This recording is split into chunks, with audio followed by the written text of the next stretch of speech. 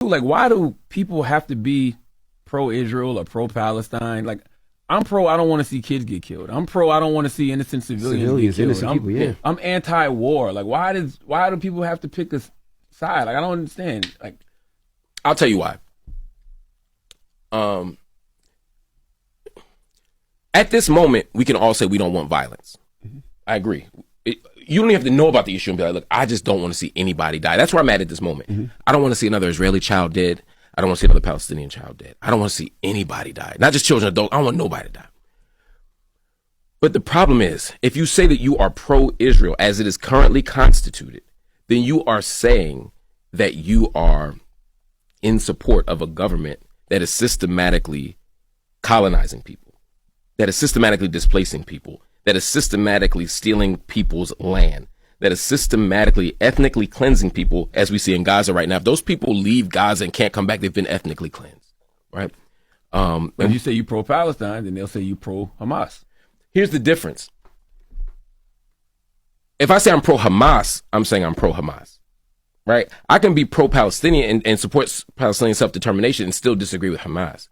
The problem is Israel as it is constructed, Israel as it is defined, Israel by its own definition is not a state of all of its citizens.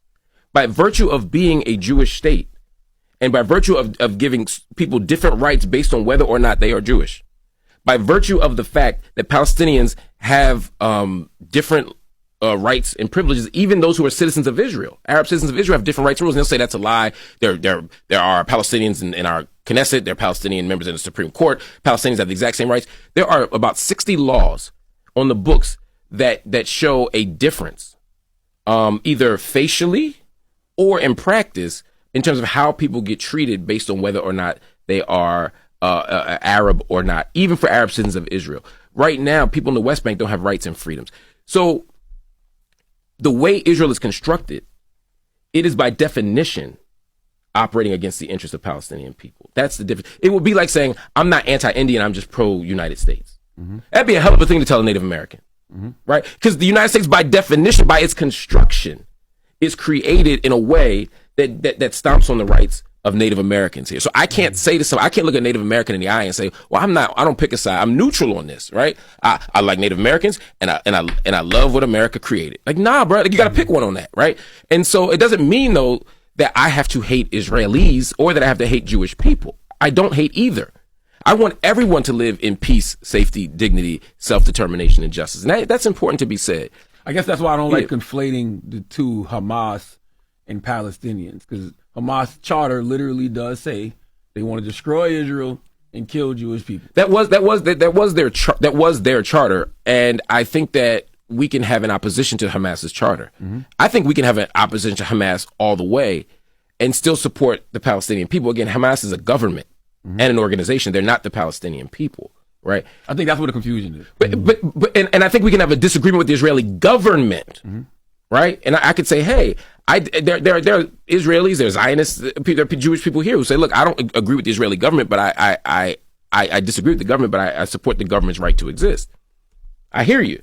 What I'm saying is that the Jewish state as is constructed right now, Israel as is constructed right now, and as it was designed since 1948, was constructed in a way that depended upon the ethnic cleansing of Palestinian people, the settler colonizing of Palestinian people, and the continued dispossession of Palestinian people. And so that's the difference. This isn't about whether I agree with the government or not. Everybody has governments. Israel shouldn't be held to a higher standard or a lower standard. Israel should be held to the same standard as all governments. You can critique them, you can agree with them, you can support them, you can resist them, you can do all that stuff. I'm not against that. But I'm saying right now, Palestinian people have been dispossessed. They have been made stateless. They have been made refugees in their own home, and they've been made refugees around the world. And it's only getting worse. Mm-hmm. And so what we have to do right now is not just ask, how can we stop this violence? Which we should. I hope the violence stops tomorrow. But if we go back to the way we were 2 weeks ago, that also is an act of gross, of irresponsibility and really violence on our part, because Palestinians are getting treated like animals every single day. Somebody might say, well, why are you so passionate about this? What, because you've been passionate about this for a long time now. So if somebody asks, well, why is Marc Lamont Hill so passionate, what would you tell them? A couple of reasons. As an American citizen, my tax dollars go to it. I don't make as much money as y'all, but I pay a significant amount of taxes. So I feel like I'm even more culpable. My money goes to funding this occupation. I'm responsible for it as an American citizen. As a black person, I believe in justice everywhere. The week before I was grilling the Israeli minister and the Hamas minister, I was grilling the minister of Azerbaijan because I'm worried about what's happening to people there. Right. So it's not just Israel. Israel shouldn't be isolated. We should be focused on injustice everywhere.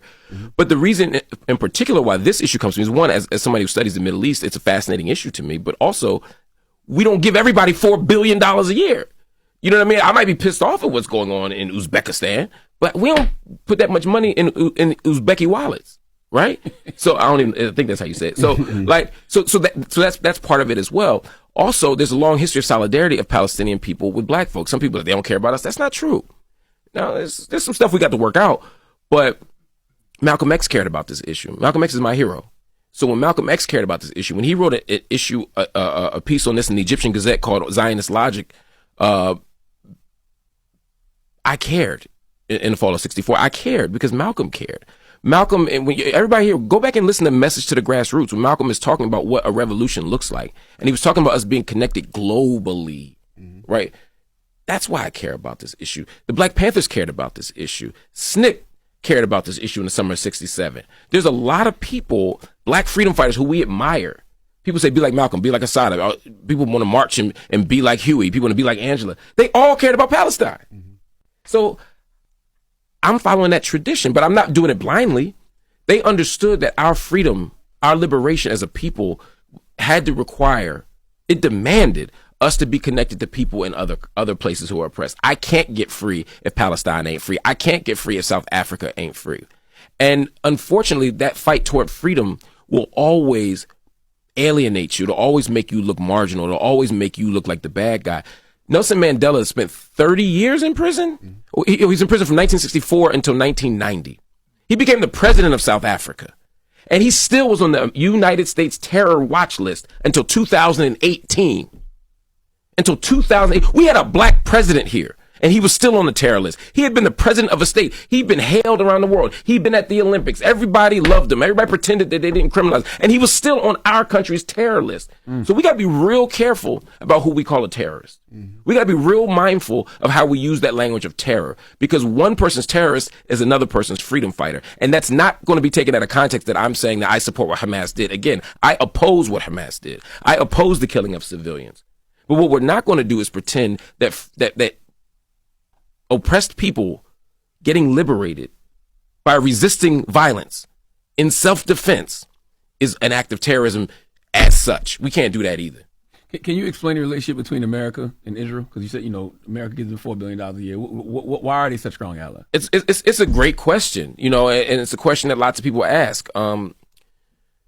It's a relatively so initially the strongest supporter of Israel were the British, right? But then by the 1970s, certainly 1980s, and I talk about this in my book, Except for Palestine, a lot. And there's other people who write about this much better than me. Rashid Khalidi has a book called The 100 Years War. Noura Erakat has a book called Justice for Some. And there's many others. Ilan Pape and others. I'd say read the Palestinians before you read me, and the Israelis before you read me. But there's a way that the United States, I'll get to the heart of it. The U.S. doesn't have feelings, it has interests. We watch violent atrocities happen in certain places and we don't say anything. We watch a small atrocity, and all atrocities are awful, happen in other places. I'm not talking about Israel right now. And we're outraged. Our outrage meter doesn't link to doesn't directly correspond to what people did. It corresponds to what we need, right? There's certain places where we're like, we got to go there and liberate the women.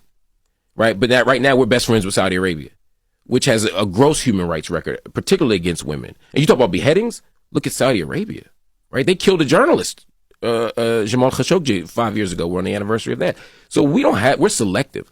Israel operates as the United States' strategic outpost. So there's a friendly relationship between U.S. and Israel, but it also serves the U.S.'s military interests, because the U.S. wants a stake in the Middle East just like everybody wants a stake in the Middle East. And now you have the opportunity to have a nation that's not brown.